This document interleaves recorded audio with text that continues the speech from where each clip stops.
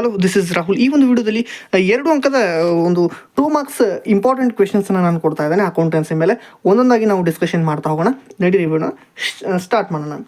ವಿಡಿಯೋನ ಕೊನೆ ತನಕ ನೋಡಿ, ನಮ್ಮ ಚಾನಲನ್ನು ಸಬ್ಸ್ಕ್ರೈಬ್ ಮಾಡ್ಕೊಂಡು ವಿಡಿಯೋ ಒಂದು ಲೈಕ್ ಮಾಡಿ, ನಿಮ್ಮ ಸ್ನೇಹಿತರಿಗೆ ಒಂದು ವಿಡಿಯೋನ ಶೇರ್ ಮಾಡಿ. State any two features of partnership ಅಂದ ತಕ್ಷಣ ನಾವು ಟುಮಾರೋ ಇಲ್ಲಿ ಕೊಟ್ಟಿದ್ದೀನಿ answer: agreement between persons. First one 2 or more persons, second one agreement between persons. ಆಯಿತಾ? Name any two contents of a partnership deed ಅಂತ ಇದೆಯಲ್ವಾ. ಸೊ ಇಲ್ಲಿ ಆನ್ಸರನ್ನು ಕೊಟ್ಟಿದ್ದೀನಿ. ನೀವು profit and loss, sharing ratio, salary, interesting on capital and drawings ಇದೆಯಲ್ಲ, ಅದನ್ನು ನೋಡ್ತಾ ಹೋಗಿ. ಅದಾದ ನಂತರ ಡಿಫೈನ್ ಪಾರ್ಟ್ನರ್ಶಿಪ್, ಇಂಪಾರ್ಟೆಂಟ್ ಪ್ರಶ್ನೆ ಬರ್ತಕ್ಕಂಥದ್ದಿದೆ.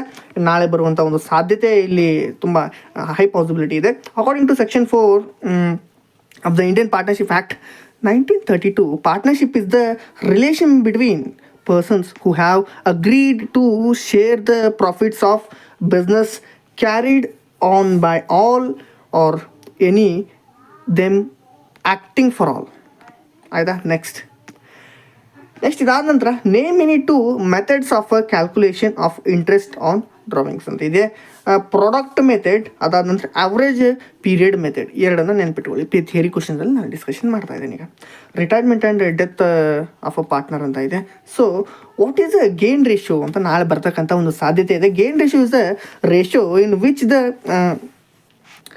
continuing partners acquire the share of a profit from the retiring or deceased partner. It is calculated at the time of retirement or death. Next ನೋಡ್ತಾ ಹೋಗೋಣ. Pass the necessary general entries to close retiring partners capital account when the payment is made immediately. Answer ಕೊಟ್ಟಿದ್ದೀನಿ, ಇಲ್ಲಿ ನೋಡ್ಕೊಂಬಿಡಿ. Answer retiring partners account okay. ಆನ್ಸರ್ನ ಇಲ್ಲಿ ಕೊಟ್ಟಿದ್ದೀನಿ, ನೋಡ್ತಾ ಹೋಗಿ. Give the general entry to close retiring partners account when it is transferred to loan account. ಆನ್ಸರನ್ನು ಕೊಟ್ಟಿದ್ದೀನಿ. ನೆಕ್ಸ್ಟ್ ನಾವು ಹೋಗೋಣ. ಆ್ಯಸ್ ಪರ್ ಬ್ಲೂ ಪ್ರಿಂಟ್ ಪ್ರಕಾರ ಕೆಲವೊಂದಿಷ್ಟು ಇಂಪಾರ್ಟೆಂಟ್ ಪ್ರಶ್ನೆಗಳಿದೆ, ಅದನ್ನು ನಾನು ಇಲ್ಲಿ ನಿಮ್ಗೆ ಚರ್ಚೆ ಅಕೌಂಟಿಂಗ್ ಫಾರ್ ಶೇರಿಂಗ್ ಕ್ಯಾಪಿಟಲ್ ಅಂತ ಏನಿದೆಯಲ್ಲ ಆ ಒಂದು ಚಾಪ್ಟರ್ ಮೇಲೆ.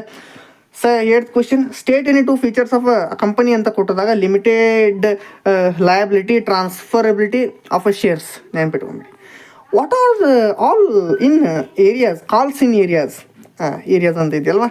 So calls in arrears means a call made by the company on shares but the amount has not been received from the shareholder. ನೆನ್ಪಿಟ್ಕೊಳ್ಳಿ, ತುಂಬ ಇಂಪಾರ್ಟೆಂಟ್ ಪ್ರಶ್ನೆ. State the 2 methods of issue of shares. Method 2 ಮೆಥಡನ್ನು: public issue, private placement. ಅದಾದ ನಂತರ right issue of shares, bonus issue. ನೆನ್ಪಿಟ್ಕೊಳ್ಳಿ. Next ಅದಾದ name any 2 categories of share capital ಅಂತ ಇದೆ.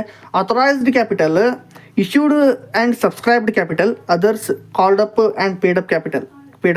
ಇನಿಷಿಯಲ್ ಪೇಡ್ ಅಪ್ ಕ್ಯಾಪಿಟಲ್ ಬರುತ್ತೆ. ಅದಾದ ನಂತರ what is forfeiture of shares ಅಂತ ಇದೆ. Forfeiture of shares means cancellation of a membership and shares if a share holder fails to. ಒಂದು ನಿಮಿಷ, ಇದೇನಪ್ಪ ಮಿಸ್ಟೇಕ್ ಆಯಿತಾ? ಒಂದು ನಿಮಿಷ ವೇಟ್. ಓಕೆ,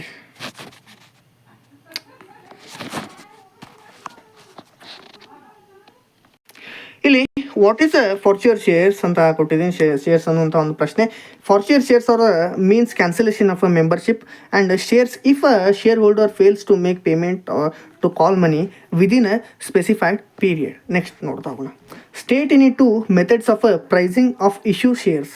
ಇಲ್ಲಿ ನಾನು 2 ಮೆಥಡನ್ನು ಕೊಟ್ಟಿದ್ದೀನಿ, ನೀವು 3ನೇ ಮೆಥಡನ್ನು ನಾನು ಕಮೆಂಟಲ್ಲಿ ಹೇಳಬೇಕಷ್ಟೇ. First issue of a shares at par, ಅದಾದ ನಂತರ issue of a shares at premium.